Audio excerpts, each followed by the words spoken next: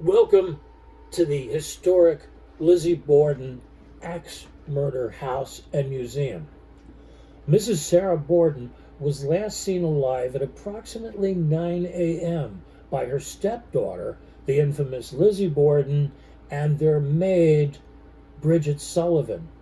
At the time of her murder, her sister Emma was out of town, and Mr. Borden, as well as Uncle John, were in nearby Fall River. Lizzy stated that she was downstairs ironing handkerchiefs, but Bridget stated that she was upstairs in the third floor attic bedroom where she was resting after having washed windows. Mrs. Borden was killed in the room where her Uncle John had slept the night before. The John Morse room, frequently called the murder room, is the most often requested room for overnight stay here. Sarah Borden was eventually found face down in a pool of her coagulated blood.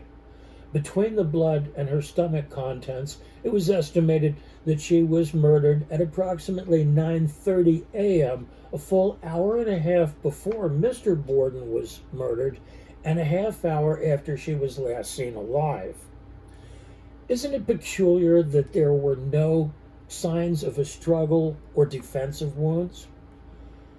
Whether or not we can be certain whether she was facing her attacker or if she was kneeling and unable to stand and defend herself, we do know where the wounds occurred. One wound was above her ear on the left side of her head. If her assailant was right-handed, that would be a natural place to expect that wound to occur, unless Mrs. Borden was facing away from her murderer. The second wound was between her shoulder blades, approximately 4 inches deep, further suggesting that she was attacked from behind. The remaining 17 wounds were delivered to the back of her head and neck, totaling 19 in all. This fairly well establishes that she was attacked from behind by a left-handed person. Now, Lizzy Borden was right-handed, although during the trial it was never established whether or not Bridget Sullivan was left or right-handed. In the photograph in the dining room where the autopsy was performed, we can see Mrs. Sullivan lying on her stomach with blood around her head.